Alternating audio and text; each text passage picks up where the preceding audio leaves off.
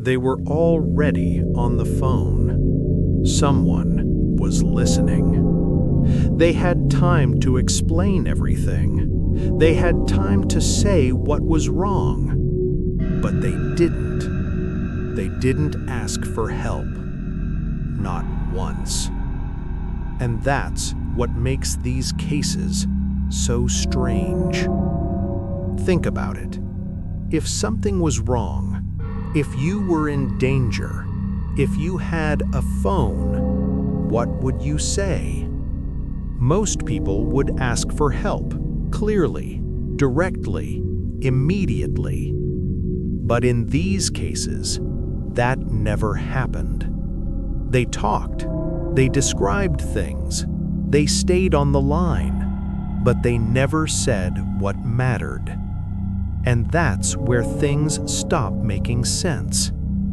This happened more than once, and the first case is one of the strangest. Before Ray Gricar disappeared, he made several phone calls. At first, everything seemed unusual.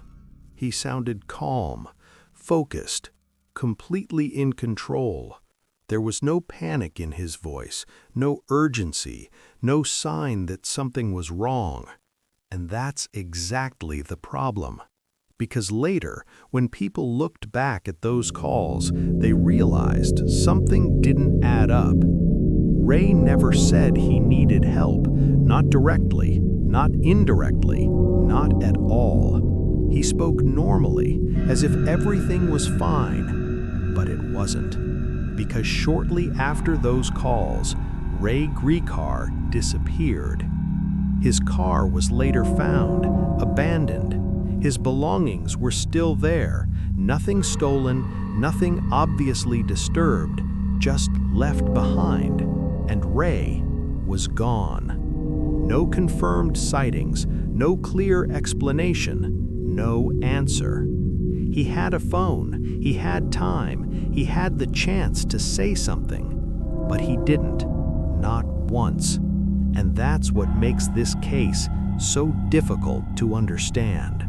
And then there are cases where everything feels even more normal. No strange behavior, no warning signs, nothing that stands out, until suddenly it all leads to nothing.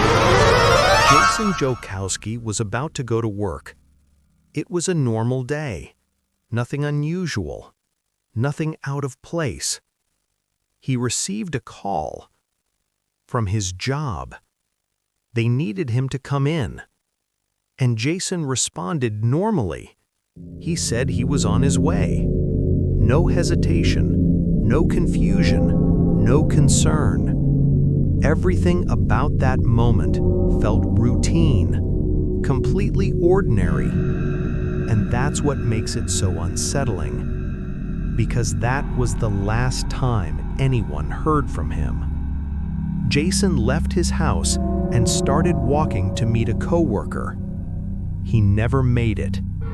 He was last seen walking through his neighborhood. Just another normal moment. And then, nothing. No calls, no messages, no trace. He didn't call anyone. He didn't ask for help. He didn't signal that anything was wrong. It's like he simply disappeared. Without warning, without explanation. And again, he had time. Time to say something. Time to reach out. But he didn't. And no one knows. Sometimes, people do reach out. They make the call. They stay connected. They speak. But even then, something still feels wrong. Because what they say doesn't explain anything. Brandon Swanson was on the phone with his parents. He had crashed his car late at night in a rural area. It was dark, isolated, difficult to navigate. So he called them, and they stayed on the line with him, talking, guiding him, trying to help him find his way back. At first, everything seemed fine. He sounded calm, alert, aware of what he was doing. He described where he was. He explained what he could see. There was no panic, no clear sign of danger, just a conversation in the dark. And then, everything changed. Without warning, he suddenly said, "Oh shit," and the call ended, just like that. No explanation, no follow-up, no sound, nothing. His parents tried calling him back again. No answer. Brandon was never seen again. He was already on the phone. He had someone listening. He had someone trying to help him. But whatever happened, he never got the chance to explain it. Or maybe he couldn't.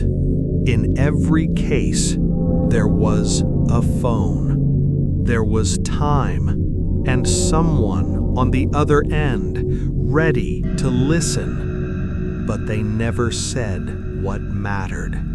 Not clearly, not directly, not in time. And that's what makes these cases so difficult to understand.